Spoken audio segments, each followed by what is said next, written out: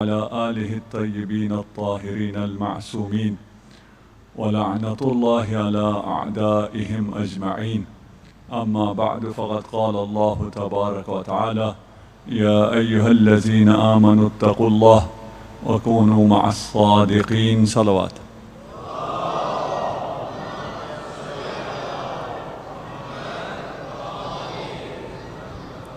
الحمدللہ خدا نے یہ توفیق دی ہے کہ اس فرش عزا پر امام زین العابدین کے کلام کو پیش کیا جا سکے۔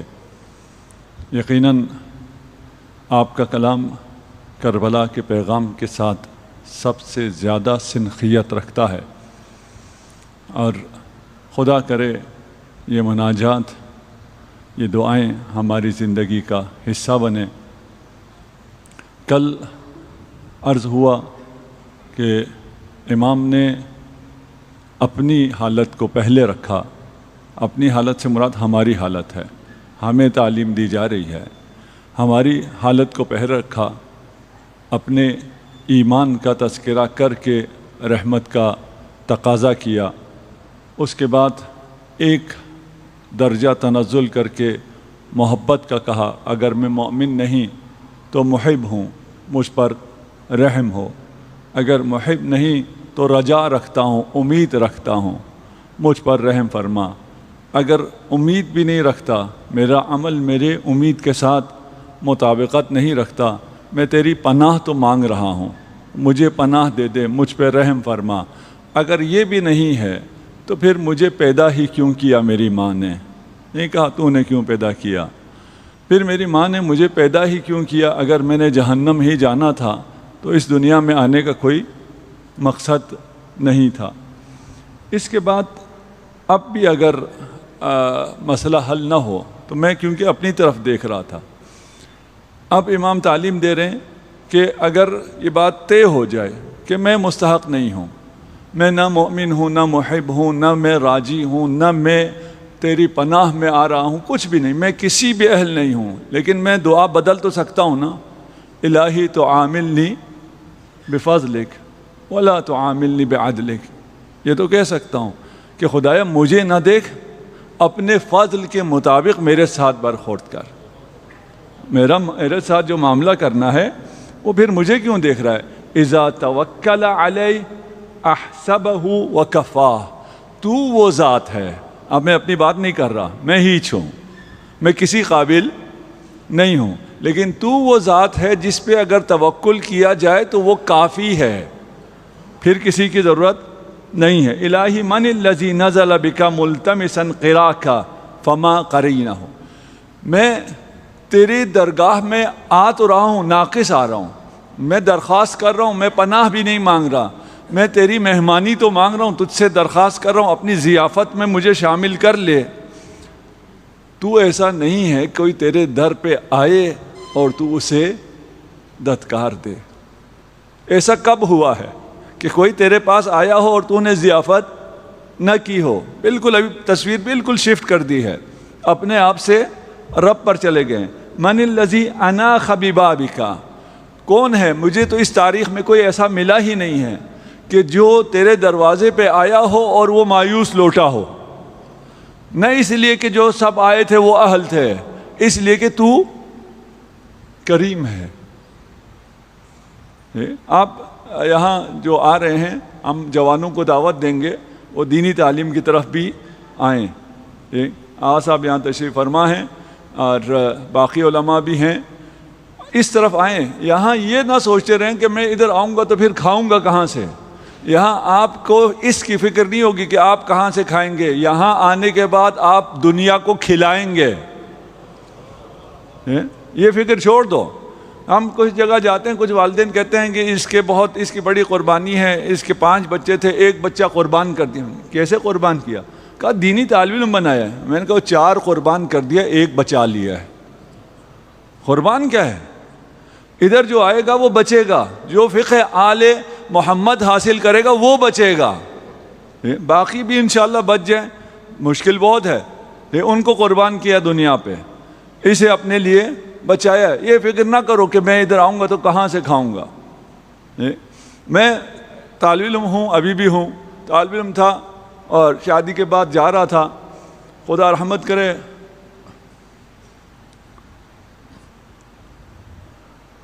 صلوات پڑھ جی محمد۔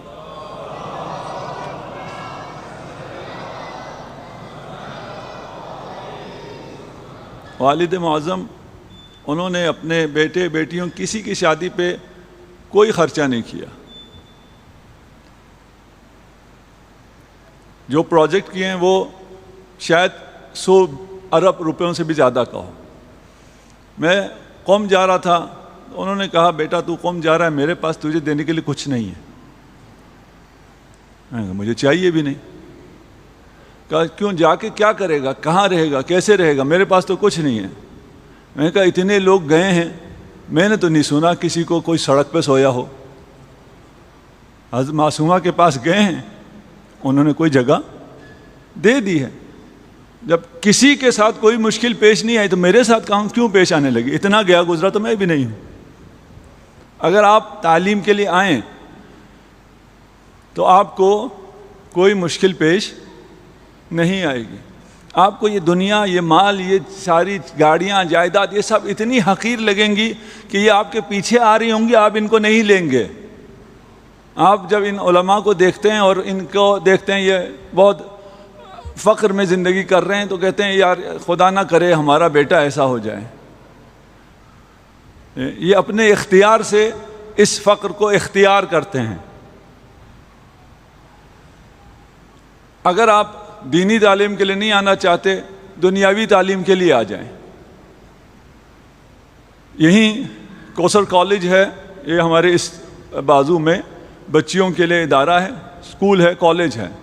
ابھی میٹرک کا رزلٹ آیا ہے اور جو ہمارا ایجوکیشن سسٹم ہے اس میں جو اسکول جہاں ہے اس نے اس بورڈ میں تقریباً ٹاپ کیا ہے۔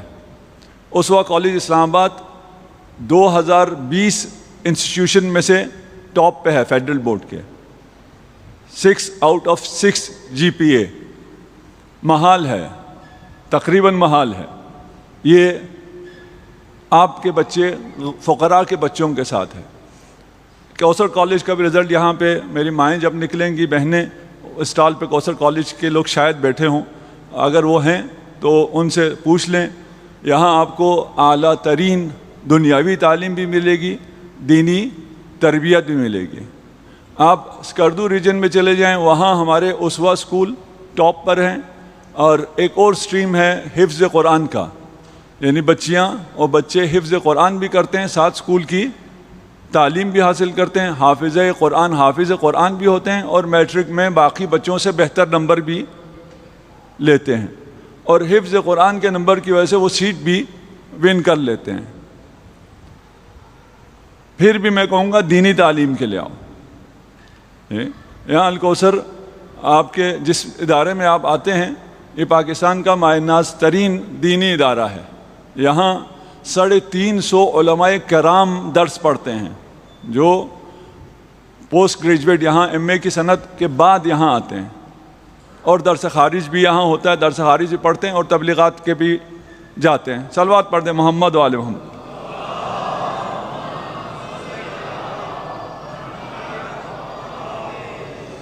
ایحسن ان ارجع عن بابک بالخیبہ، میں نے تو نہیں سنا کوئی تیرے در سے مایوس لوٹا ہو۔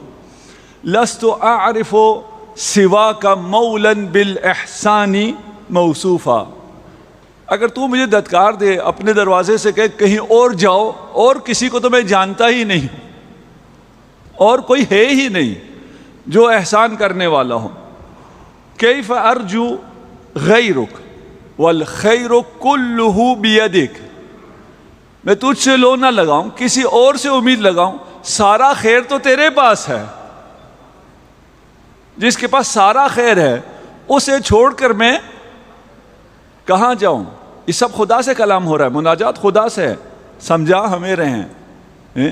ہم لوگ در بدر کی ٹھوکریں کھا رہے ہیں اور خیر تلاش کرنے کے لیے خدا کو چھوڑ دیتے ہیں، اور پھر اگر آپ نے دیکھا ہو کہ یہ جو خدا کو چھوڑتے ہیں انہیں خیر مل جاتا ہے۔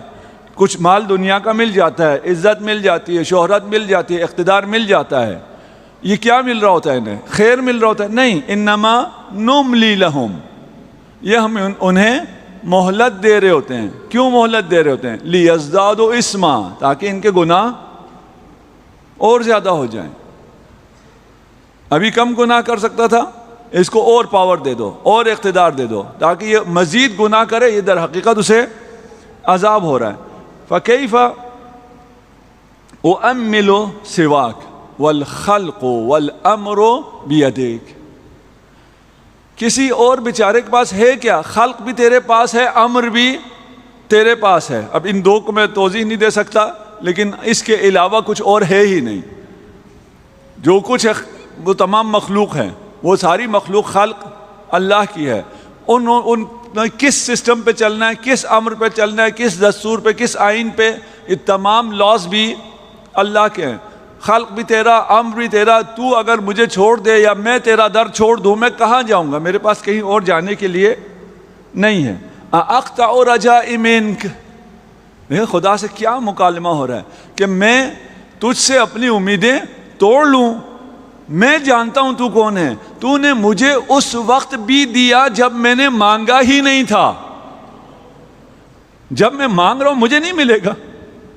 یا من ارجوہ لکل خیر، ہر خیر کی توقع امید جس سے لگائی جا سکتی ہے، جو مانگنے پہ بھی دیتا ہے، جو مانگے بغیر بھی دیتا ہے، جو اس کو بھی دیتا ہے جو معرفت رکھتا ہے، جو اس کو بھی دیتا ہے جو تیرا انکار کرتا ہے، معصیت کرتا ہے، اس کو بھی دیتا ہے۔ تو مانگے بغیر دیتا ہے، تو پھر میں تجھے چھوڑ کے کہاں جاؤں؟ ام تفقرنی الی مثلی، اللہ اکبر، تجھے چھوڑ کے اپنے جیسے کسی کے سامنے ہاتھ پھیلاؤں؟ وَأَنَا أَعْتَصِمُ بِحَبْلِكَ، میں نے تیرے حبل کو، تیری رسی کو، وَأَعْتَصِمُ بِحَبْلِ اللَّهِ، میں نے تیری رسی تھام رکھی ہے، میں تجھے چھوڑ کر کہیں اور نہیں جا سکتا ہوں۔ حبل اللہ کیا ہے؟ اہل بیت۔ میں نے دامان علی کو تھام رکھا ہے، میرے ہاتھ میں علی ہو، ریسمان علی ہو، حبل اللہ ہو، اور میں اپنے جیسے کسی کے آگے جا کے ہاتھ پھیلاؤں؟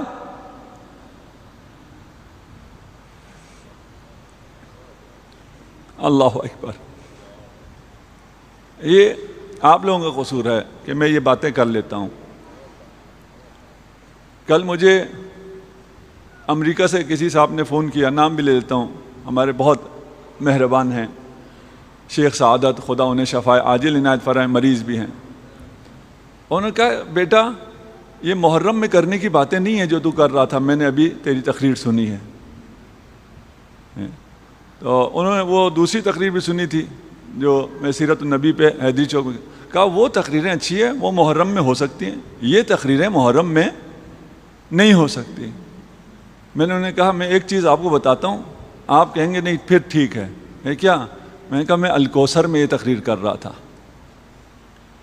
یہاں جو مجمع آتا ہے وہ عوام نہیں ہے، مجھے ہی معلوم ہے، میں باقی جگہوں پہ بھی پڑھتا ہوں، کہیں اس قسم کی خطابت، میں اس کو خطابت بھی نہیں کہوں گا، یہ تو درد دل ہے، یہ تو امام کا پیغام ہے، ڈائریکٹ جو ہے جیسا ہے، ایناً اسی ترتیب سے چلتا ہوں، کسی ترتیب کی مجھے کوئی اور فکر نہیں ہوتی، اس میں کوئی چیز ڈال کے بنانے کی بھی مجھے کوئی فکر نہیں ہوتی۔ باقی جگہوں پہ کرنا پڑتا ہے، عوام کو ساتھ لینے کے لیے اس کو کہیں آسان کرنا پڑتا ہے، کہیں کہانیاں ڈالنی پڑتی ہیں، داستان ڈالنا پڑتا ہے۔ بہرحال یہ آپ لوگوں کا قصور ہے۔ صلوات پڑھ دیجئے محمد و آل محمد۔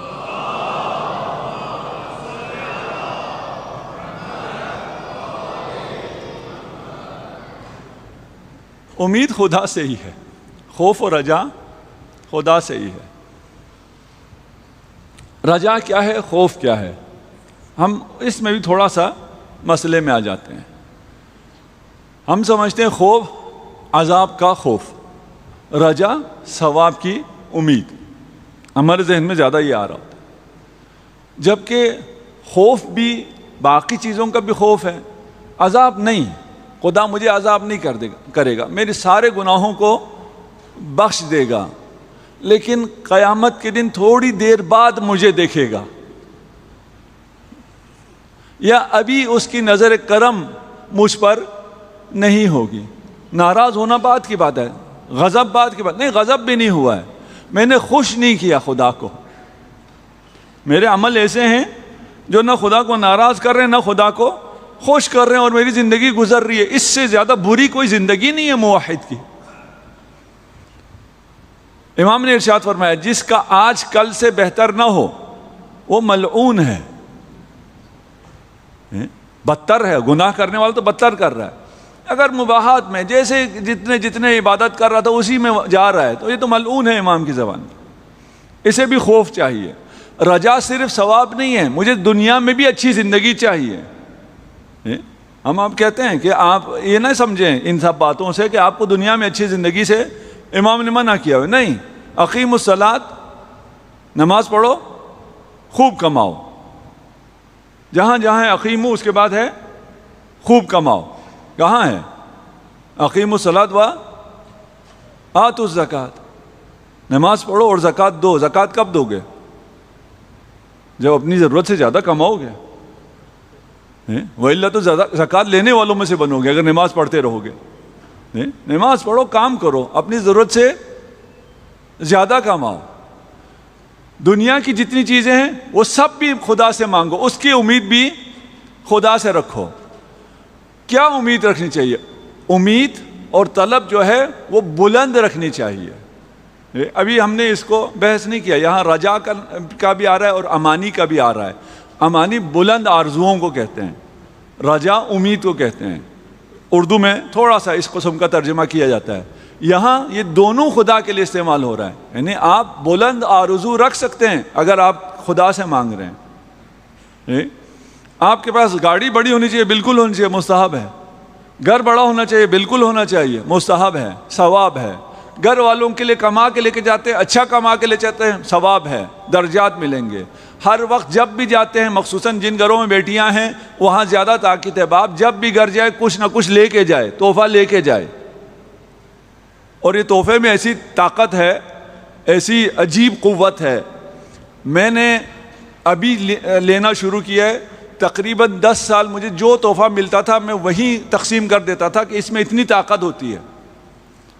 آپ نے اگر مجھے تحفہ دیا ہے اس کے بعد میری نگاہ آپ کے لیے بدل جاتی ہے، کیونکہ میں ایک ایسی جگہ پہ بیٹھا ہوں، مجھے لوگوں کے ساتھ برابر برتاؤ کرنا ہوتا ہے. میرے بس میں نہیں تھا کہ جس نے تحفہ دیا ہے اور جس نے نہیں دیا ان دونوں کو میں برابر رکھوں.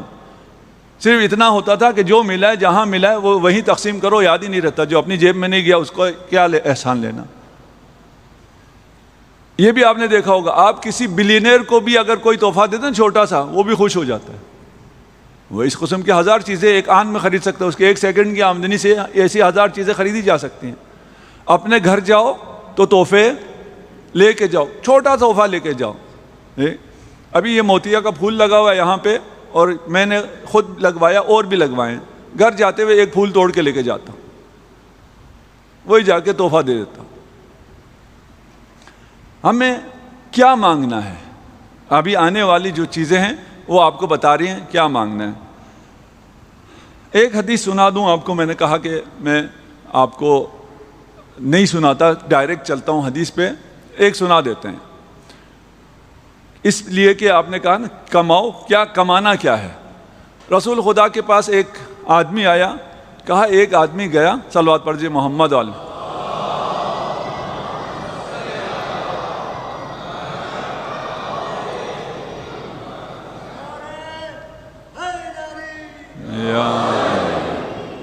یہ کہہ رہے ہیں کچھ فضائل بھی پڑھو. اس نعرے کا مطلب یہ ہوتا ہے کہ بھئی کچھ فضائل بھی پڑھو. ٹھیک ہے، چلیں یہ سب فضائل ہیں. یہ ایک غلط فہمی ہے. یہ جو علمی فضائل ہیں اہل بیت کے، ایسے فضائل کسی کے لیے کسی نے جھوٹ میں بھی نہیں گڑھے ہیں، وہ گڑھ سکتا بھی نہیں ہے. باقی فضائل جھوٹے گڑھے ہیں. خدا سے کوئی اس طرح آپ کو جوڑ سکتا ہے، کوئی خدا کو اس طرح آپ کے لیے راضی کر سکتا ہے، کوئی آپ کو اپنی اس طرح کی معرفت دلا سکتا ہے، کوئی آپ کو اپنے رب کی ایسی معرفت دلا سکتا ہے جیسے کلام ائمہ میں ہے. ایک شخص آیا، اس نے رسول خدا سے کہا کہ ایک شخص گیا، تھوڑا سا اس کے پاس سرمایہ تھا، وہ لے کر گیا، تھوڑے دنوں بعد واپس آیا، اتنا اسے پروفٹ ہوا کہ کوئی حد حساب ہی نہیں۔ اس کے پروفٹ کتنا ہوا؟ اتنا زیادہ وہ کما کے آیا چند دنوں میں، مختصر دنوں میں، کہ اس کے دوست اس کے دشمن بن گئے، رشتہ دار بھی اس سے حسد کرنے لگے۔ رسول خدا نے فرمایا مال دنیا کا یہی خاصہ ہے، یہ جب زیادہ کماتے ہو یہ فائدہ نہیں دیتا، نقصان دیتا ہے۔ 4 دوست تھے، اصل سرمایہ تو یہ تھا کہ 4 دوست ہیں، وہ مشکل میں میرے ساتھ آتے ہیں، میں مریض ہوتا ہوں تو میرے پاس آ کے گفتگو کرتے ہیں، بڑی نعمت ہے۔ آپ کو مشرقی معاشرے میں اس کی اندازہ نہیں ہے، اس کی قدر و قیمت کا بزرگوں کو اندازہ نہیں ہے۔ مغربی معاشروں میں جا کے دیکھیں، ہمیں یہاں بیٹھ کے تعجب ہوتا تھا یہ کتے کو اتنا پیار کیوں کرتے ہیں، وہاں جا کے لگتا ہے کہ بالکل صحیح کرتے ہیں۔ ایک بوڑھا ہے جس کو نہ کوئی سلام کرتا ہے، نہ کوئی پوچھتا ہے، نہ کوئی اس سے بات کرتا ہے، ایک مخلوق ہے اس کے آگے پیچھے گھومتی ہے، جو وہ کہے وہ دم ہلا دیتا ہے، اس کے لیے بڑی دولت ہے، اس سے بڑھ کے اس کے پاس کچھ بھی نہیں ہے۔ ہمارے پاس جب والدین بھی ہیں، ہمارے بچے بھی ہمارا خیال رکھتے ہیں، ہم ان کی نقل میں ہم بھی کتے پالتے ہیں، پتہ نہیں ہے کیوں پال رہے ہیں۔ رسول خدا نے ارشاد فرمایا کہ مال کی خاصیت ہی یہی ہے، یہ نقصان پہنچاتی ہے، فائدہ نہیں دیتی ہے۔ صرف ایک صورت میں فائدہ دیتی ہے، جب تم کماؤ، زیادہ کماؤ اور راہ خدا میں خرچ کرو تو یہ تمہیں فائدہ دیتی ہے۔ یہ فائدہ اٹھانے کے لیے تیار ہے کوئی؟ جی۔ پھر رسول خدا نے فرمایا کہ میں تمہیں ایک ایسا بزنس مین بتاتا ہوں جس نے تمہارے اس بندے سے بہت کم سرمایہ لگایا، اس سے بہت کم وقت لگایا، اور اس نے بہت بڑا منافع کمایا۔ یا رسول اللہ یہ پلاٹ کہاں ملتا ہے جو اتنا پروفٹ دیتا ہے، ہم بھی لیں۔ یا رسول اللہ کون ہے یہ بزنس مین؟ کہا ابھی جو آئے گا اس دروازے سے وہ بزنس مین وہ ہے جس نے اتنا کمایا ہے۔ اچھا ایک اور چیز روایت میں ہے، اس نے جو کمایا ہے اس کو ایسے بینک میں رکھا ہوا ہے کہ اسے ہر آن اس پہ پروفٹ اور بھی آ رہا ہے۔ بہت زیادہ کمایا، رکھا بھی ایسی جگہ ہے جہاں سے اس کو ہر آن پروفٹ آ رہا ہے۔ یہ میں اس کو آج کل کی زبان میں ٹرانسلیٹ کر رہا ہوں۔ روایت میں یہ ہے کہ وہ پروفٹ اس نے عرش خدا پہ رکھا ہوا ہے، عرش خدا کے خزینے میں وہ پروفٹ پڑا ہے۔ عرش خدا کے خزینے میں ہو تو ہر آن پروفٹ آ رہا ہے نا۔ آپ کو یہ بینک پروفٹ دیں، خدا پروفٹ نہ دے۔ کہا کون ہے؟ اب سب کی نظریں فرض کریں اس دروازے سے جو آنے والا ہے وہ ہے، تو سب مجھے چھوڑ کے وہاں دیکھیں گے نا کہ وہ کون ہے۔ کون ہوگا وہ؟ اچھا کہہ رہے ہیں علی کے علاوہ کوئی نہیں ہو سکتا۔ میں بھی جب یہ روایت پڑھ رہا تھا تو میں بھی دروازے پہ دیکھ رہا تھا کہ اب مولا آئے۔ روایت کہتی ہے کہ سب انتظار میں تھے، اتنے میں ایک شخص آیا، کپڑے پھٹے پرانے، جسم کمزور تھا، انصار میں سے ایک انصاری، امیر مومنین نہیں تھے۔ وہ آئے، سب ٹوٹ پڑے، مبارک ہو مبارک ہو، تم نے بڑا کمایا ہے، بہت پروفٹ کیا ہے، کیا بزنس کیا ہے، کہاں پلاٹ لیا ہے، ہمیں بھی بتاؤ ہم بھی لیں، کون سی کرنسی میں انویسٹ کیا ہے۔ اس نے کہا میں نے تو کچھ بھی نہیں کیا۔ کہا رسول خدا نے ہمیں کہا ہے کہ تجھے اتنا بڑا پروفٹ ہوا ہے، کیا کیا آج، کیا کیا بتاؤ۔ اب بیٹھے ہوئے سب سن رہے ہیں، پیسوں کی بات آئے تو سب سنتے ہیں، آپ لوگ بھی غور سے سن رہے ہیں۔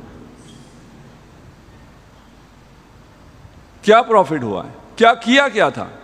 کہا آج میں کام کے لیے گھر سے نکلا، مزدور آدمی ہوں، جہاں مزدوری ملتی ہے وہاں جا رہا تھا، راستے میں تھوڑی سی دیر ہو گئی، خیال آیا کہ آج مزدوری چھوڑو، چلتے ہیں علی کا دیدار کرتے ہیں۔ میں گیا، میں نے علی کی زیارت کی، اور پھر اپنے دل میں کہا کہ آج چھوڑ دو، نہ کماؤ تو کیا ہو جائے گا۔ مولا کے لیے رسول نے فرمایا النظر الی وجہ علی عبادہ۔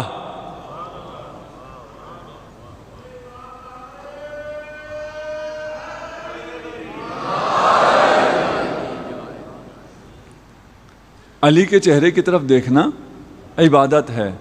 جب یہ سنا سب نے رسول خدا کی طرف دیکھنا شروع کیا. یا رسول اللہ آپ نے یہ فرمایا ہے؟ رسول خدا نے ارشاد فرمایا ہاں میں نے کہا ہے کہ النظر الی وجہ علی عبادہ، ذکر علی عبادہ. اس نے جو کمایا ہے، اب میں تمہیں وہ بتاتا ہوں کہ اس نے اتنی سی دیر میں کتنی دیر کے لیے گیا علی کے پاس، کتنی جلدی واپس آیا. اس نے جو کمایا ہے اس کمائی کا ایک جلوہ دکھاتا ہوں. اس راستے میں جب سے اس نے ارادہ کیا کہ میں علی کی زیارت کو جاؤں گا، راستے میں جتنی دفعہ سانس لی اتنی ہر سانس کے بدلے قیامت کے دن اسے 1000 گناہگاروں کو بخشوانے کی اجازت ملے گی.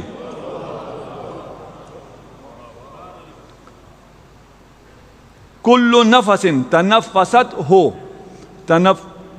فی مسیرک الی فی الف رقبہ.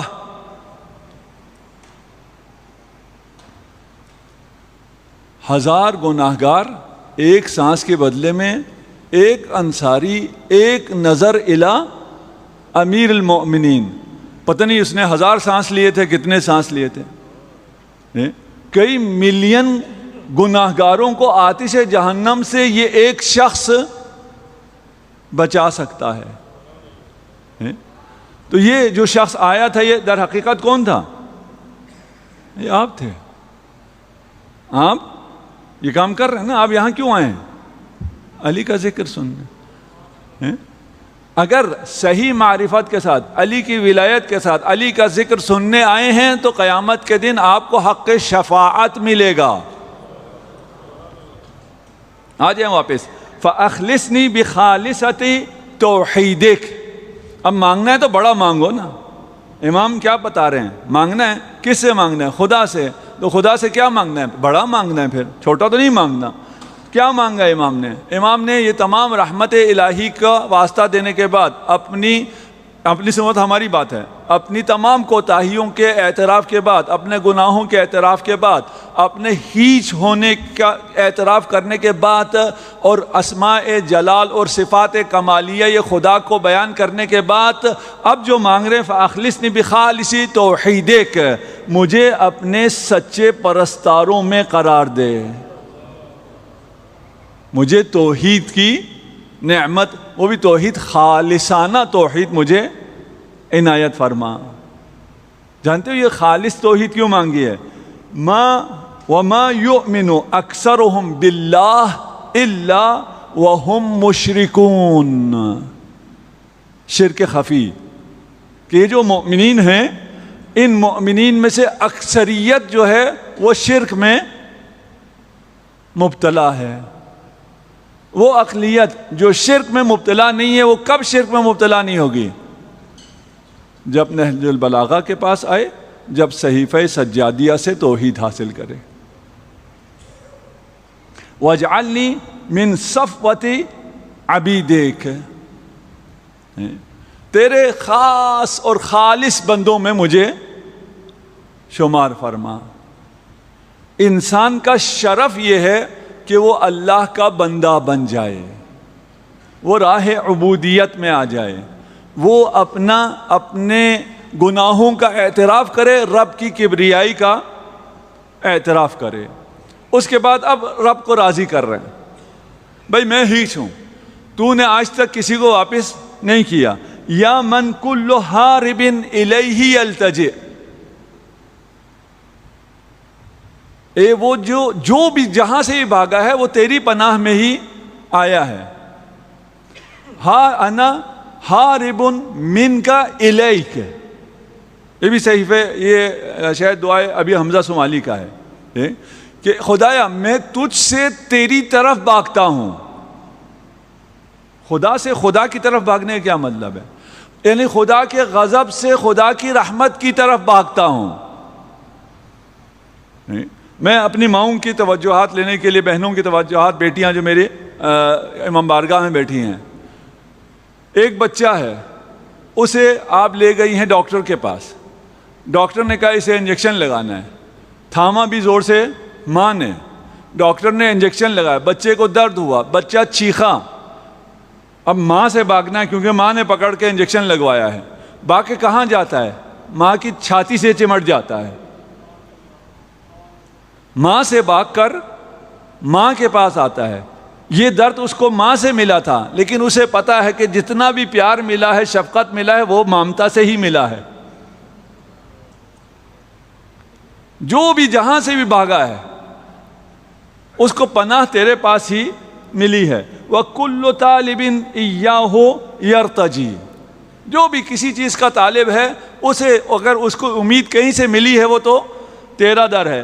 یا من لا يرد سائلہ، اے وہ جو اپنے سائل کو دھتکارتا نہیں ہے، خالی جانے نہیں دیتا۔ ہمیں بھی یہی حکم ہے کہ ہم بھی سائل کو خالی نہ جانے دیں۔ ایک فرق آج کل ہے، وہ یہ ہے کہ کچھ لوگ سائل ہونے کی ایکٹنگ کرتے ہیں، پروفیشنل ہوتے ہیں۔ یہ گلی چوراہوں پہ جو بھیک مانگ رہے ہوتے ہیں وہ سائل نہیں ہوتے، وہ سائل ہونے کی ایکٹنگ کر رہے ہوتے ہیں، جھوٹ بول رہے ہوتے ہیں۔ ان کو دینا واجب نہیں ہے۔ اور یہ بھی دیتے ہوئے خیال رکھیں کہ اگر آپ صدقہ دے رہے ہیں تو کسی ایسے کو دیں جس کے دل میں اہل بیت کی محبت ہے۔ ہم ایک جگہ سے گزر رہے تھے، گاڑی کو میں کسی نے مانگا، میرے ساتھ کوئی شخصیت بیٹھی ہوئی تھی، میں نے گاڑی نہیں روکی، چلا کہا نہیں کیوں نہیں روکی، میں نے دینا تھا۔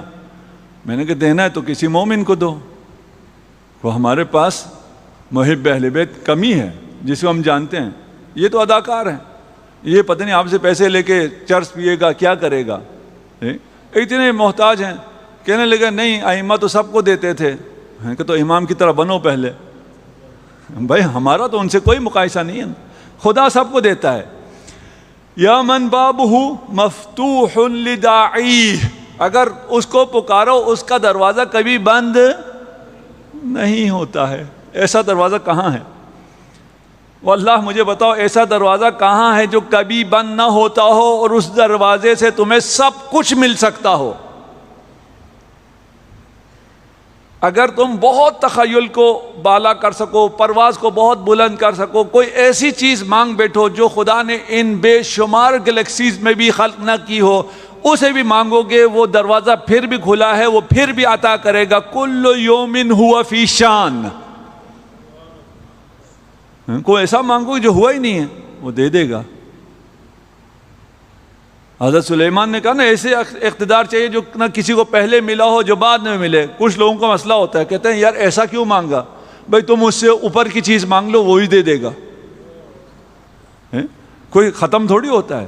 ایسا دروازہ ہے جس میں سب کچھ ہے، وہ کسی کو ملنے سے ختم بھی نہیں ہوتا، کھلا بھی ہے۔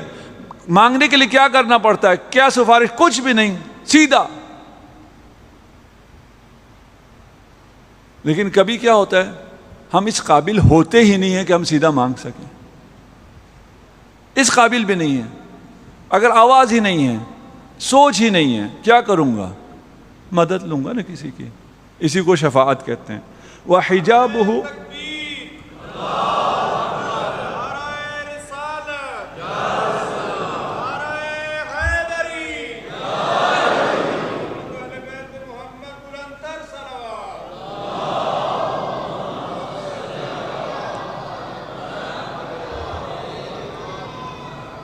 اچھا، ابھی البلاغ المبین کے برادران زحمت کر رہے ہیں۔ میں آج کل کیونکہ تقریباً یا سوتا ہوں یا کھاتا ہوں یا پڑھتا ہوں، یہ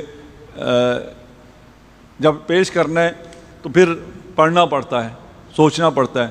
تو میں ان برادران سے ملا بھی نہیں ہوں جو یہ زحمت کر رہے ہیں، ان کا میں یہیں سے شکریہ ادا کرتا ہوں، جو یہ ساری تقریریں لکھ رہے ہیں، کمپوز کر رہے ہیں اور آپ کو فراہم کر رہے ہیں۔ اگر آپ ان کو پتہ نہیں آگے باہر اسٹال ہے، کس طرح ان کو سبسکرائب کرنا ہے یا اپنے آپ کو رجسٹر کرنا ہے، اس کا مجھے علم نہیں ہے، لیکن اگر رجسٹر کریں تو یہ ساری چیزیں آپ کو، اس کی تحریر آپ کو مل جائے گی۔ اور جو جوان اس مقابلے میں شرکت کریں، اس کوئز میں جو انہی تقاریر اور مناجات 15 کے ساتھ ہے، تو ان کے لیے پھر انعامات بھی ہیں انشاءاللہ۔ صلوات پڑھ دیجیے محمد و آل محمد۔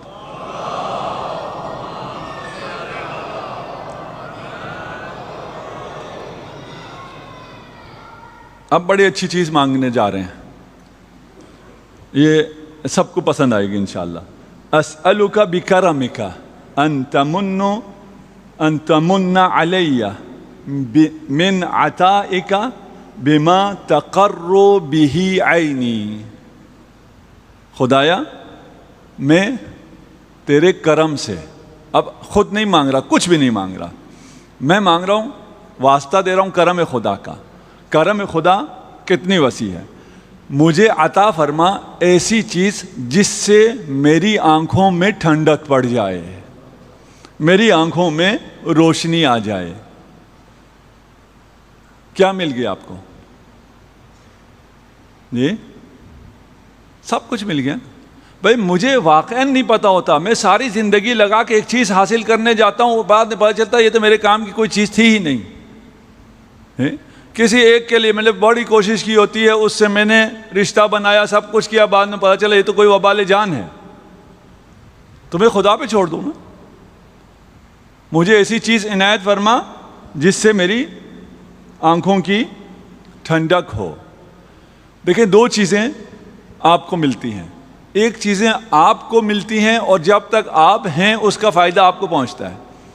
ایک چیز ایسی ہے جو آپ کو ملتی ہیں اور پھر آپ ختم نہیں ہوتے، آپ کے وجود کا استمرار ہو جاتا ہے، آپ کا وجود باقی رہتا ہے، آپ کے وجود کو دوام ملتا ہے، آپ کے وجود کو خلود ملتا ہے. پتہ نہیں پہنچے یا نہیں پہنچے. دو قسم کی چیزیں ہوں گی.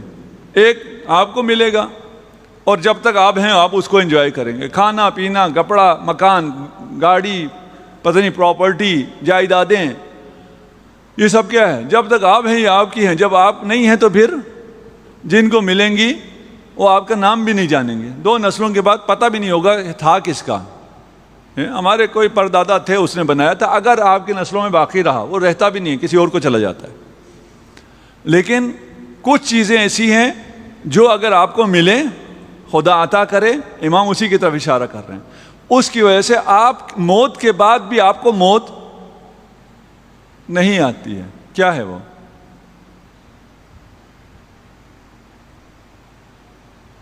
آپ کی آنکھوں کی ٹھنڈک پتہ نہیں کیا ہے جی، جو ہر نبی نے مانگی ہے. ہب لنا من ازواجنا و ذریاتنا قرۃ اعین.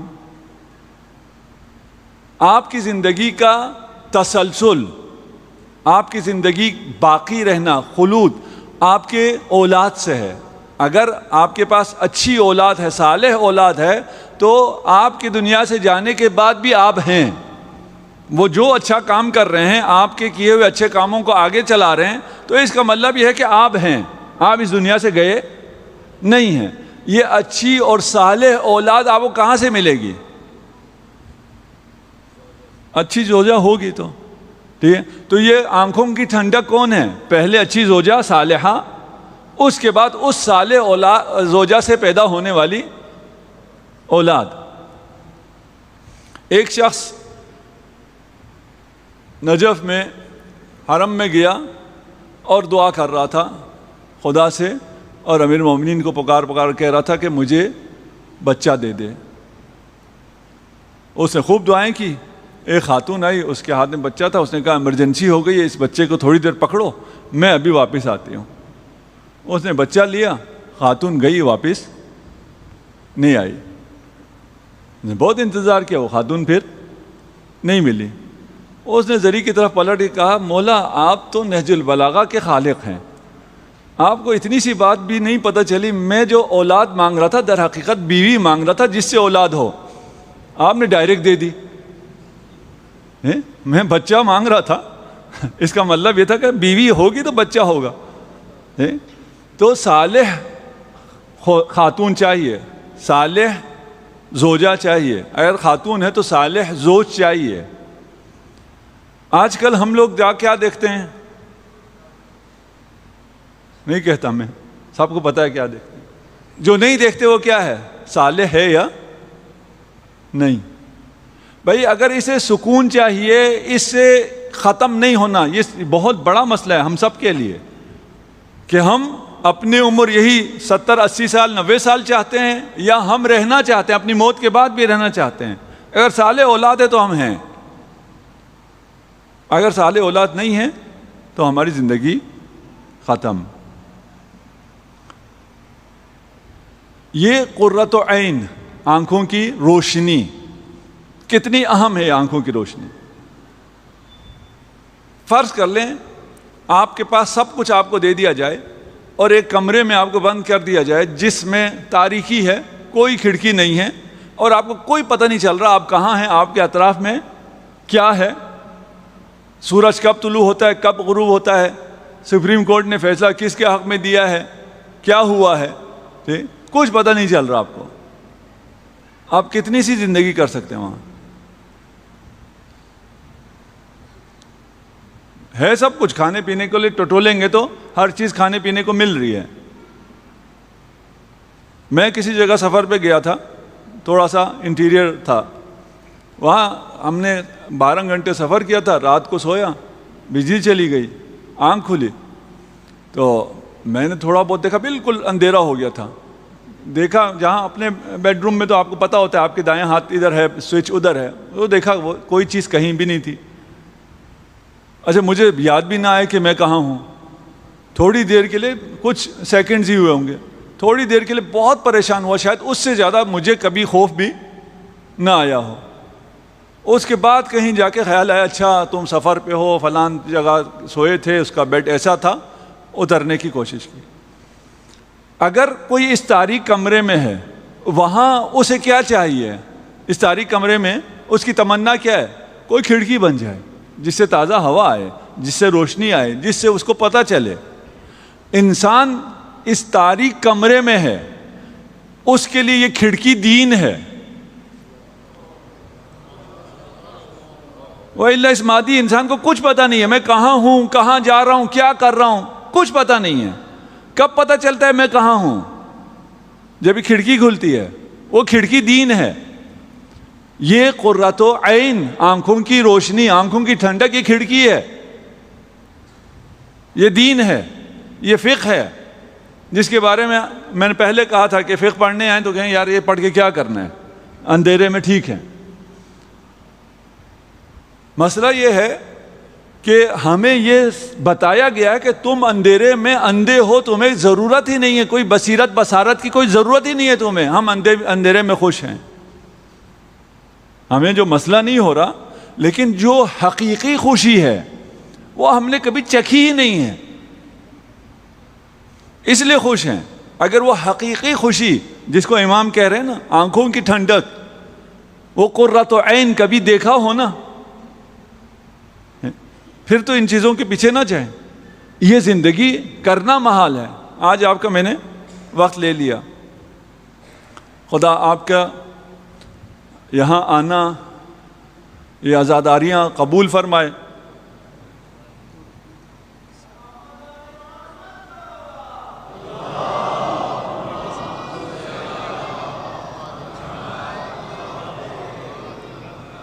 چلیں یہ اعلان سماعت فرمائیں. 2 گاڑیاں ہیں، ایک گاڑی 808 اور دوسری گاڑی کا نمبر ہے 703. اب یہ ان کے آخری نمبر ہے، پہلے نمبر ہیں. جن کا ہے وہ تھوڑی دیر بعد اٹھ کے جائیں تاکہ کسی کو پتہ نہ چلے.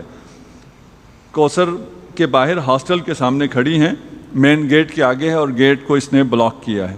تو جن کی یہ گاڑی ہے وہ ابھی تشریف لے جائیں، ان کو انشاءاللہ مجلس کا ثواب ملے گا راستہ کھولنے کے لیے. ان 2 برادر یا کسی ایک کی ہے، ان کی توفیقات خیر میں اضافہ کے لیے بلندتر صلوات.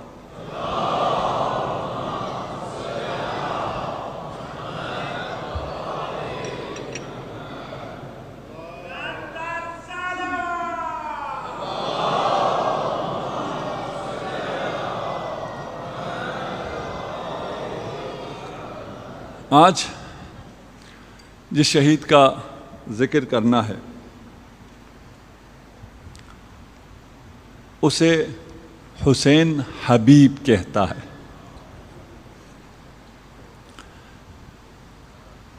اگر حسین آپ کو شیعہ کہہ دیں، مومن کہہ دیں، اپنا محب کہہ دیں تو اس سے بڑی کوئی دولت نہیں ہے. لیکن حسین کسی کو فقیہ کہہ رہا ہو، من الحسین الی الفقیہ، من الحسین الی الحبیب،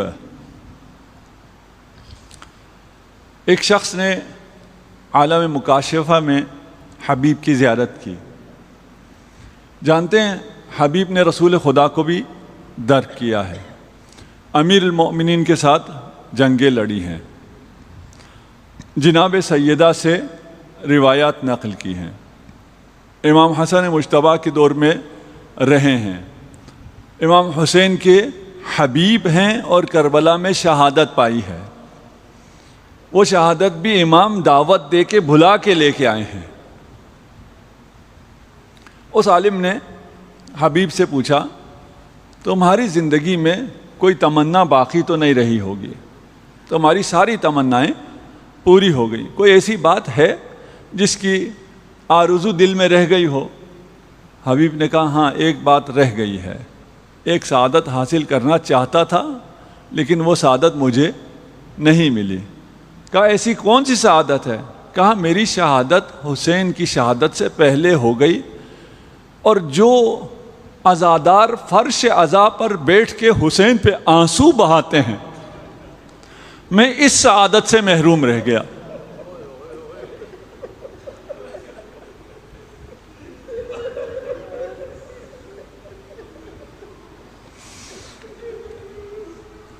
کتنی بڑی سعادت مومنین مومنات آپ کو حاصل ہے.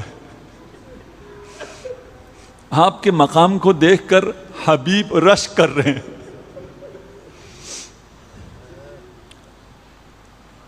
میں عرض کروں گا حبیب آپ کی نیابت میں ہم حسین پہ گریا کرتے ہیں، آپ ہماری نیابت میں حسین کی زیارت کیجیے. جب یہ مکتوب آیا حبیب کے پاس، خط کھولا، بیوی نے پوچھا کہ حبیب یہ کیا ہے؟ کہا حسین نے لکھا ہے میں کربلا میں تنہا رہ گیا ہوں. لشکر اعداء میں ہر آن کوئی نہ کوئی شامل ہو رہا ہے. جب بھی کوئی آتا ہے زینب پوچھتی ہے یہ آنے والے کون ہیں؟ حسین کے ساتھی ہیں یا حسین کے دشمن ہیں؟ بیوی نے پوچھا حبیب کیا ارادہ ہے؟ آزمانے کی غرض سے کہا اب تو میں بوڑھا ہو گیا ہوں، میں تو مدد کے لیے نہیں جا سکتا. حبیب کی زوجہ کھڑی ہوئی، کہا تلوار مجھے دو، اگر تم مدد کے لیے نہیں جا سکتے تو میں مدد کے لیے جاؤں گی. کہا نہیں محترمہ تم آرام کرو، تم گھر میں رہو، لیکن اتنا سوچ لو اگر میں کربلا چلا گیا تو شاید وہاں کے بعد جب میں شہید ہو جاؤں تو لوگ یہ گھر جلا ڈالیں یا یہ گھر تم سے چھین لیں. کہا کوئی بات نہیں، فرزند رسول کی مدد کرو. کہا ہو سکتا ہے کہ بعد میں یہ اشقیاء آ کے تمہیں اسیر بنا لیں. زوجہ نے کہا پھر تو جلدی کربلا جاؤ، کہیں ایسا نہ ہو یہ زینب کو اسیر بنا لیں. اجرکم علی اللہ. حالات سخت ہے. حبیب نے اپنا گھوڑا شہر کے باہر بھجوایا، غلام گھوڑا لے کے گیا. حبیب شہر کے بازاروں میں سے جا رہا ہے، دیکھا شہر کے بازار میں کچھ دکانیں زیادہ کام کر رہی ہیں، کچھ جگہ لوگ تلواریں تیز کروا رہے ہیں، چاقو تیز کروا رہے ہیں. پوچھا کیوں یہ کام کر رہے ہو؟ کہ یزید کا لشکر ہے، وہاں بڑا انعام مل رہا ہے. حبیب کو آنے میں دیر ہو گئی. روایت سے لگتا ہے کہ گھوڑا بے تابی کر رہا تھا کہ کب میں کربلا پہنچوں گا. غلام گھوڑے سے کہتا ہے اے رہوار تم صبر کرو، اگر حبیب نہ آیا میں خود تجھ پر سوار ہو کے کربلا جاؤں گا. حبیب نے جب یہ سنا کہا میرے مولا پہ کیا وقت آ گیا، کیا مظلومیت کا وقت ہے کہ غلام بھی میرے آقا پہ ترس کھا رہے ہیں. جب حبیب پہنچے اور زینب کو خبر ہوئی کہ حسین کا بھی کوئی مددگار آیا ہے، حسین کا بھی کوئی دوست آیا ہے، فضہ سے کہا جاؤ جا کر حبیب کو میرا سلام دے دو. فضہ آئی اور حبیب سے کہا حبیب شہزادی تمہیں سلام دیتی ہے. حبیب گھوڑے پہ تھے، اپنے آپ کو گھوڑے سے گرا دیا، خاک کربلا سر میں ڈالی، کہا اللہ رے مظلومیت زینب، شہزادی کو اس غلام کو سلام دینا پڑا۔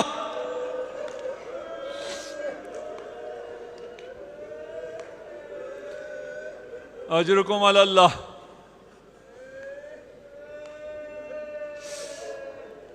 میرا سلام حبیب پر، اس دوست پر جو جب میدان میں گیا تو کہا میری داڑھی دیکھ کے مجھے بوڑھا نہ سمجھنا، میں جوان ہوں اس لیے کہ حسین کی چہرے کی زیارت کر کے آ رہا ہوں۔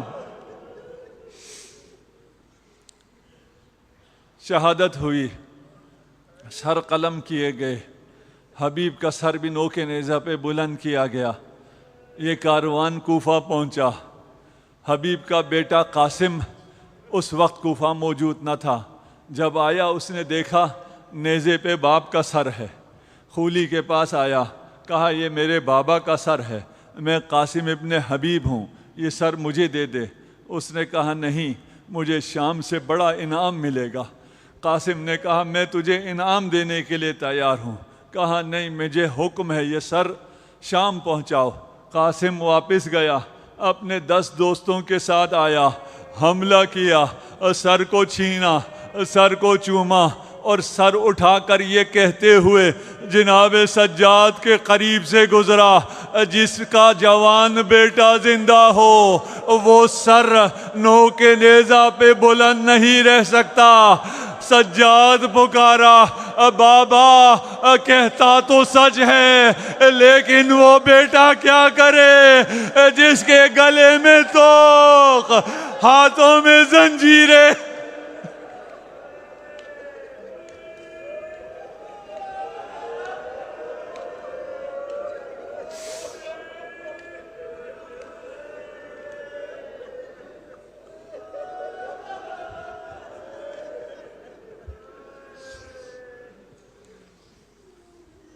سيعلم الذين ظلموا أي منقلب ينقلبون إنا لله وإنا إليه راجعون۔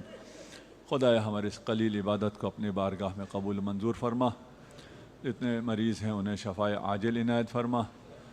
مخصوصاً ایک مریضہ ہیں، انہوں نے خصوصی طور پہ کہا ہے خدایا تمام مریضوں کو اور مریض منظور کو شفائے عاجل عنایت فرما، جو پریشان حال ہیں ان کی پریشانیوں کو دور فرما۔ جن بچوں نے امتحانات دے رکھے ہیں انہیں امتحانات میں کامیابی عنایت فرما۔ ہمیں امام زمانہ عجل اللہ فرجہ الشریف کے اعوان و انصار میں قرار دے۔ جنہوں نے عزائے حسینی میں مدد کی ہے خدایا ان کی توفیقات خیر میں اضافہ فرما، ان کے مال میں برکت عنایت فرما، ان کے مرحومین کی مغفرت فرما برحمتک یا ارحم الراحمین۔